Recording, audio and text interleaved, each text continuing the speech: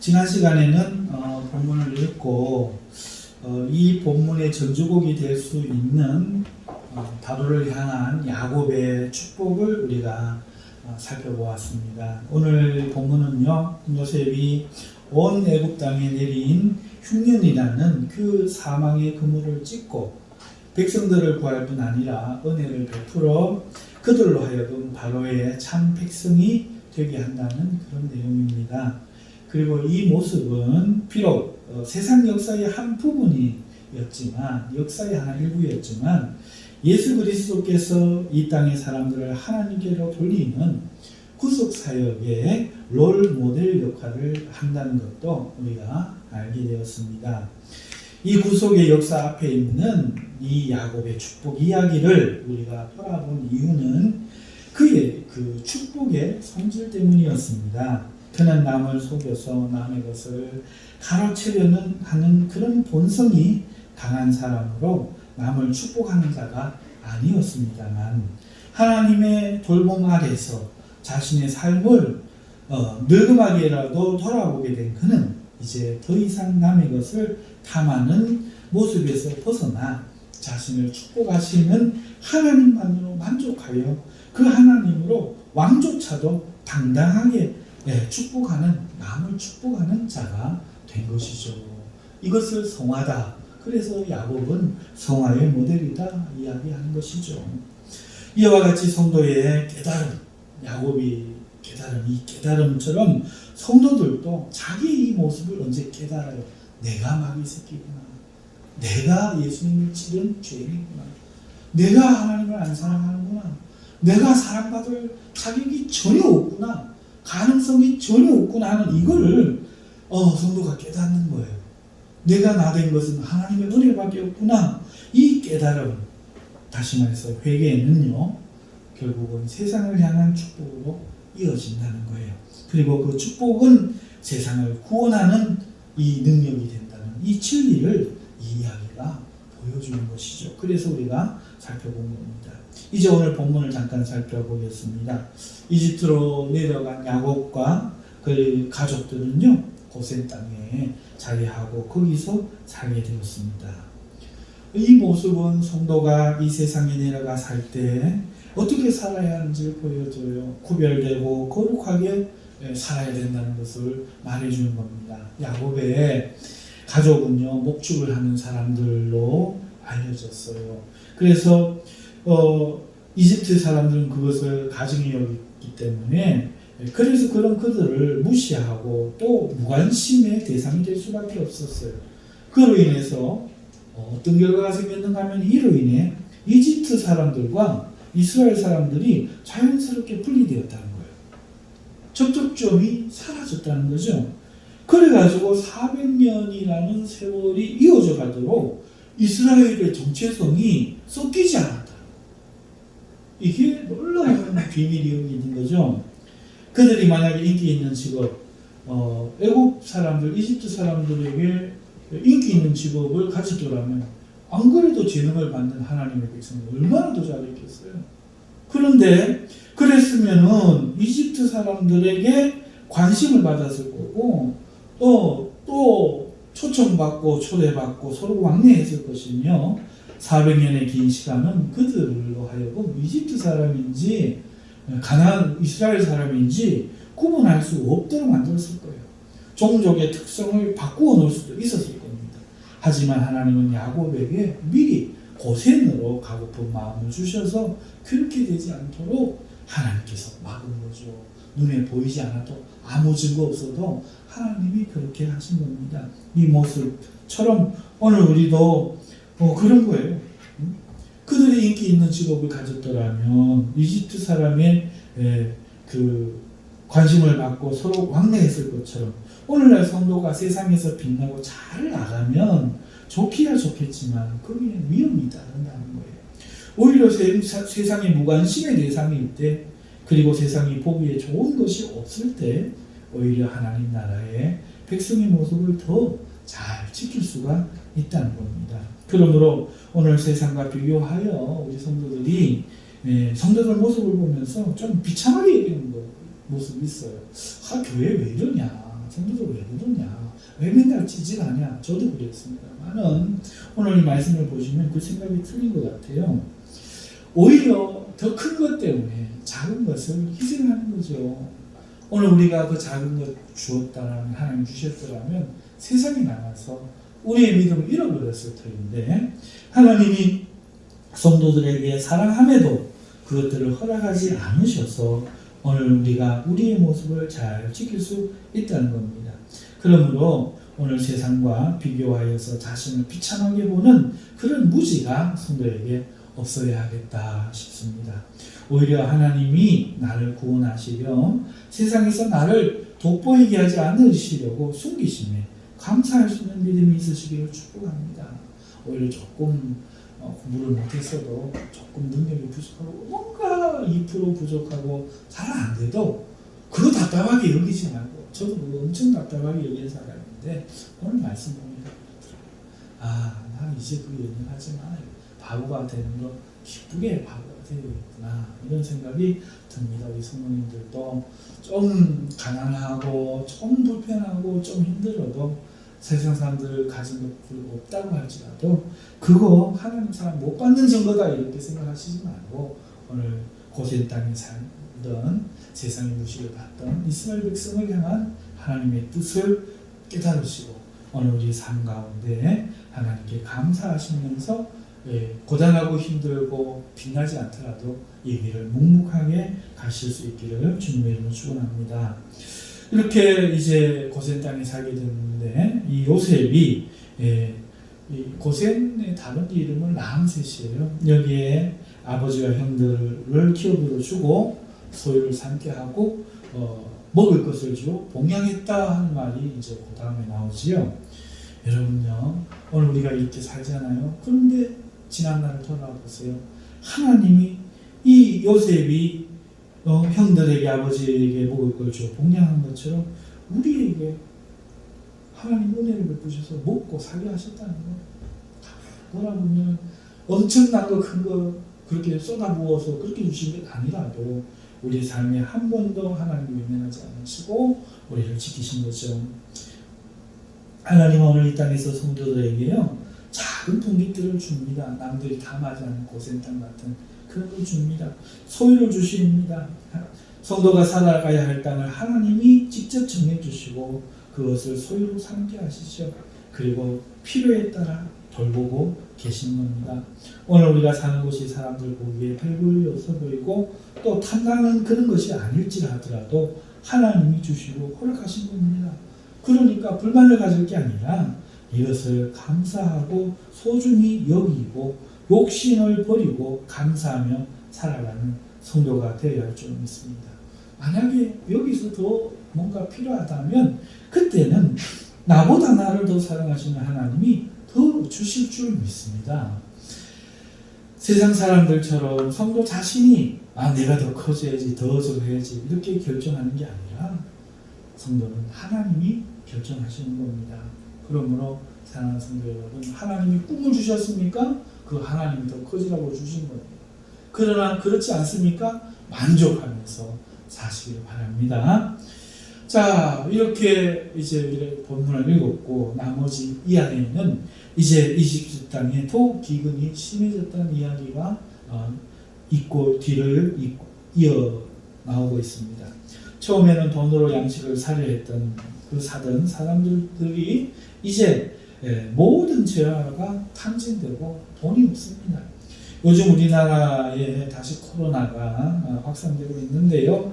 방역 단계가 낮추어졌다가 다시 올라가자 많은 소상공인들이 힘들어졌다고 합니다. 더 힘들어졌다고 합니다. 어떤 카페는 정부 방침에 따라 9시까지만 영업해야 되는데 이에 이를 어기고 24시간 영업을 하겠다고 반기를 들었다는 9시 뉴스까지 나온 것을 봤습니다. 장사하는 분들의 모임이 있는데요. 그 민노총 모이는 것처럼 모임이 있는데요.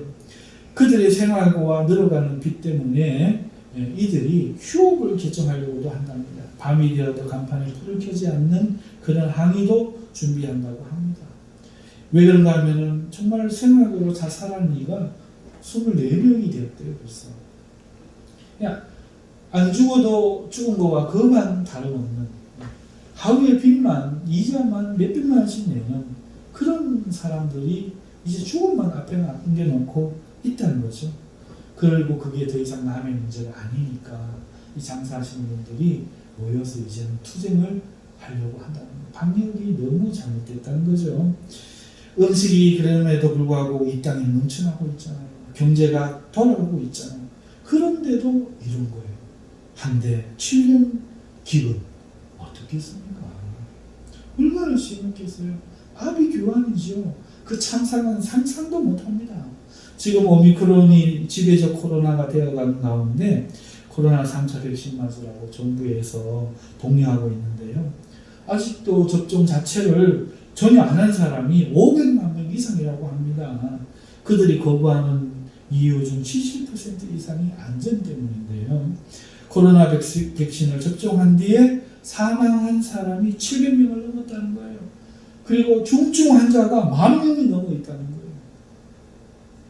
그러니까 못 믿겠다는 겁니다. 그런데 이제 3차까지 맞으라는 거예요. 여러분, 이 코로나는 백신이라도 있죠. 지금은 백신도 없어요. 이 얼마나 심각한지를 우리가 알아야 돼요. 대책이 없고 방법이 없는 게 이 기근이죠. 이집트에 불어닥친 이 기근의 무게는요, 첫째 해가 다르고요, 두 번째 해가 다른데 상상 이상 배로 뛰는 겁니다. 몇 배나 되는지 제가 아마 추론이 불가능한데 그 체감하는 건 어마어마할 겁니다. 그리고 셋째 해 이상부터 뭐가 남아남겠어요? 아무것도 남는 게 없어요. 불난리보다 물난리가 무섭다는데 그 무서운 이유가 불은 남기는 게 있어도 물은 남기는 게 없기 때문에 하는데요. 이 기분은 아예 온 나라를 맑게 벗겨버렸어요. 먹이 구하려고 사람들이 얼마나 돈을 겪었겠어요. 자식을 팔기도 하고, 인간에게 버려질 수 있는 그 처참한 상황, 가정들이 다 깨지고, 얼마나 많은 일들이 있었겠어요. 우리가 성경에 없다고 해서 상상이 가잖아요. 아예 맑게 아무것도 없었던 거죠. 이제 나라도 아닌 것처럼 그렇게 만들어버립니다.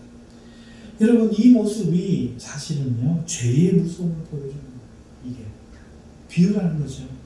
실제 있었던 역사를 가지고 우리에게 하나님이 경고하시는 겁니다. 죄는 하나님의 축복을 가로막는 거예요. 그런 기운을 가져오는 거예요. 죄가 회개되지 않고 있을 때 그 시작은 축복을 주는 듯 잘 되는 것 같아요. 죄 짓는 사람들 잘 돼요. 그러나 그 후에 맑게 말라버린 거예요. 하나님의 은혜가 끊어지고 난 그때 어떤 나라도 세상도 견딜 수가 없는 거예요. 회개하기도록 하나님이 기간을 주실 그 7년에는 축복같이 임하는 거예요. 그때 머리 좋은 사람은 회개했어야 되는 미련을 못 버리고 그렇게 계속 가면 흉년이 들어닥쳐서 맑게 말려버린다. 오직 그들을 구할 수 있는 것은 이제 없고 하나님의 자비만이 유일한 상태로 되어버린다는 거죠. 이걸 비유하는 겁니다. 온 나라가 이제 양식을 구하지 못하게 되었어요. 사람들은 그래서 양식을 구하기 위해서 이제는 토지와 동물과 그들의 자유의 신분까지 팔아 양식을 사야만 했습니다. 요셉은 그들의 요구대로 그들을 사서 바로에게 돌렸어요. 그리고 마침내 끝날 것 같지 않았던 그 지옥 같은 7년의 흉년 재앙이 끝났습니다. 비가 오기 시작합니다. 이제 괴로움이 끝난 거예요. 여러분, 그런데 문제는 그들에게 남은 게 없어요. 눈앞에 희망을 보며 이제 죽는 인간. 그러나 요셉은 손을 내밀었습니다. 그들에게 손을 내밀었어요. 이대로 죽을 것인가 아니면 바로를 섬기는 종으로 세상을 살 것인가 요구를 했습니다. 이전에는 자신들이 자신의 주인 곧 자유인으로 살았지만 이제 그런 자유인의 운명을 죽을 수밖에 없는 거예요. 그런 그들의 운명은 이제 희망을 보면서도 죽어야만 하지만 요셉의 제안은 종이 되는 건데 종이 되면 할 수 있는 거예요. 그들은 새로운 시작을 할 수 있는 거예요. 다만 소득의 5분의 1을 세금으로 바로에게 내고 또 자신은 바로의 소유임을 인정하고 기억하는 겁니다. 그렇게 했을 때 나머지 5분의 4는 자신의 것으로 삼아 자신이 먹고 종자부터 삼고 그리고 자녀들을 키울 수 있는 거예요. 어떻게 하냐? 종이 될 자유를 원합니다. 죽는 자유인이 되면 종이 됩니다. 이에 그들은 그것이 해가 아니라 큰 축복임을 깨닫고 기꺼이 요셉의 요구대로 계약의 도장을 찍은 겁니다. 여러분, 이 이야기가 우리 복음하고 너무 비슷하죠? 바로 복음을 비유하는 거기 때문에 그래요. 오늘 우리가 이 세상에서 내 마음대로 할 수 있는 사실 죄에 놓여 있는데 그건 생각하지 말고 자유로 살다 죽을래? 아니면 하나님의 종이 되어서 세상을 살고 구원과 생명을 얻을래? 하는 것이지요. 죄의 기근이 온 인류를 죽이는 겁니다. 먼저 7년의 풍년을 하나님이 주셔요. 인류는 발전하고 전 세계가 풍요가 넘치게 될 겁니다. 하지만 곧이어 닥칠 심판의 기근은 온 세상을 파괴하겠죠.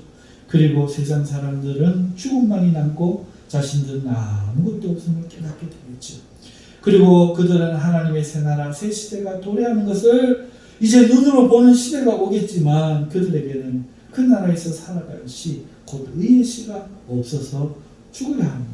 희망을 보면서 죽어야 하는 것이죠. 이때 요셉의 제안처럼 그 아들 예수 그리스도를 받아 하나님의 종들이 되어 하나님께서 요구하시는 명령을 순종하며 살겠다는 이 새로운 삶에 대한 그 계약, 언약, 즉 복음이 들려지겠지.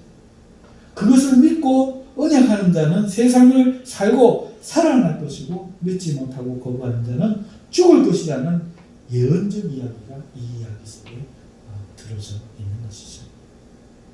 오늘 바로 그리고 세금이라는 제목은 그런 의미에서 다른 제목, 우리가 알고 있는 제목, 곧 복음이라고 하는 말의 동의어인 것입니다. 그러니까 복음이라는 제목으로 바뀌어도 무방한 것이죠. 이 이야기를 다 들으신 여러분들도 이에 동의하실 줄 믿습니다. 그렇죠? 복음은 바로가 세금이었는데 이것이 바로 우리에게 주신 하나님의 복음의 내용이었던 거죠. 사랑하는 성도 여러분, 오늘 우리는 이 땅에서 구별되어 살아가며 하나님을 섬기는 사람들이 되었죠. 우리는 고센 땅에 살고 있어요.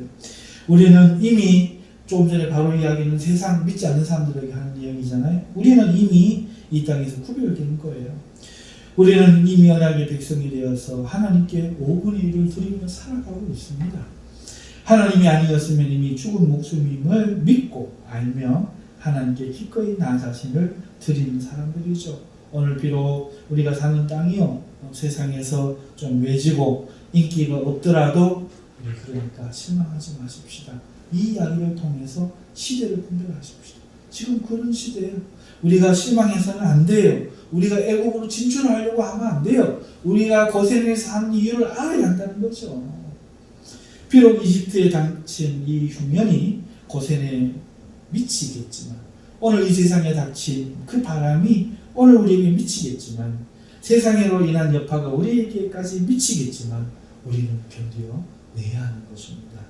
왜냐하면 하나님이 우리를 돌보시고 또 지키시고 있기 때문에 우리는 망하지 않는 것입니다. 그러므로 견뎌내십시다. 살다 보면요 좋은 날도 있어요. 그렇지만 나쁜 날도 있는 겁니다. 심을 때가 있으면 거둘 때도 있고요. 또 만날 때가 있으면 헤어질 때도 있는 겁니다. 일어나 힘을 떨칠 그런 시기가 있는가 하면 조용히 물러나 숨어야 하는 그런 시기도 우리에게 있지요. 중요한 것은 무엇입니까? 때를 따라 살아야 한다는 거예요. 좋은 날에 거둘 때에 모든 것이 모이고 힘을 떨칠 때에야 우리가 무엇을 걱정하겠습니까? 그거 구분 못하는 사람이 어디 있겠어요? 하지만 그렇지 않을 때, 반대의 때에 그때도 우리가 똑같이 내가 누군데 이러면 안 된다는 거죠. 그때 우리는 지혜가 필요합니다. 그리고 더욱 인내가 필요한 것이죠. 그런 이 시대를 우리가 분별해 보십시다. 우리의 삶의 흉년이 들어 닥칠 때 그때 비로소 우리는 주님을 바라보며 우리 자신을 주님께 맡겨야 할 그때인 줄 믿으시기 바랍니다. 하나님의 계명을 받아들여 순종하며 주어진 삶이 힘들더라도 끝까지 참고 이겨내는 여기에 비밀이 있는 거예요. 행복을 찾아가는 게 아니라 끝까지 믿음을 지키고 승리하는 것에 우리의 믿음의 싸움이 여기 있는 거예요. 사람들은 자기 마음에 좋은 것을 찾아서 자기 마음에 드는 것을 찾아서 끊임없이 공격을 합니다. 하지만 정말 중요한 것은 견뎌내는 겁니다. 그러면 능력의 하나님이 우리를 돌보시는 하나님이 우리를 지키시고 반드시 생활을 위해 주실 줄 믿습니다. 우리는 희망이 없는 자들이 아닙니다. 우리를 이끄시고 돌보시는 하나님이 살아계신 그 하나님의 백성들입니다. 그러므로 이제 우리는 세상 것에 욕심내지 말고 야곱처럼 하나님으로 만족하며 기꺼이 손을 들어 세상을 축복하는 자가 되어야 할 줄로 믿습니다. 믿음의 인내를 잘 지키시는 이 주의 은혜가 우리 모두에게 있으시기를 축복합니다. 아멘. 기도하십시다.